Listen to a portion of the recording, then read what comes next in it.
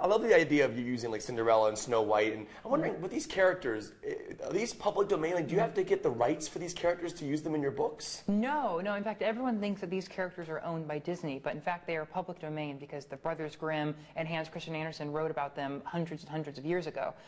So anyone can write anything they want about with these characters. Now, in some crazy hypothetical world, if the cast of Glee could be dropped into this story, Oh God, what would they do in the story? Oh my gosh, I don't know. I would find a spa in the Eastern Kingdom personally. I'll make sure there's one in the fourth book just so I can go there. But I don't know. It would depend. I think Amber, who loves the books, would want to see everything. But I think a couple of them would just go and hide in the closest cave they could find because they'd be terrified. But I don't know. That's a good question. That sounds like a good. Maybe Someone get Ryan Murphy on the phone. Let's get this taken care of. Be a good crossover. Immediately. Torture my castmates. When you wrote this book, you said this helped you live out an adventure you had as a kid. So I'm wondering, you as Chris Colfer, and now you've done Glee and all the success that you've had, what is one particular adventure besides writing a book that you've got to live out based on what you've done in this career so far? Oh my gosh. Well, I've always wanted to fly, and I selfishly wrote that episode of Glee so I could be Peter Pan and get in the harness and fly around a room. How long were you actually up on those wires? 12 hours. Oh my gosh. 12 hours, yeah. But get this, I'm gonna blow your mind. Okay. I don't. Blow my mind. I rarely like try to like but I'm gonna brag about myself here. Right. When we did that episode, there were 4 guys from Circus Soleil that were going to be my stand-ins, my doubles, right? They were going to pretend to be me in this shot. But I was very adamant. Like I just wanted to try out. I wanted to try being in the harness myself and try doing flips and stuff. And I was in the harness for 2 minutes, just goofing off, and they sent everyone home. and you just did it yourself? Yeah. And someone told awesome. me that my natural harness skills. Were the equivalent of like a year of Circus Soleil training. So thank you. Yeah. Not to pat myself on the back, but Dude, there you go. We're going to see you in Vegas soon doing Circus Soleil. I hope so. A lot of actors and musicians in Hollywood used ghostwriters, and you don't. No, I don't. And you write your own book. I do. Talk about the process of doing that, and why do you think there are so many ghostwriters for actors and musicians in Hollywood? Well, I think if writing isn't in your blood, then it is. I can't imagine how challenging and scary it could seem.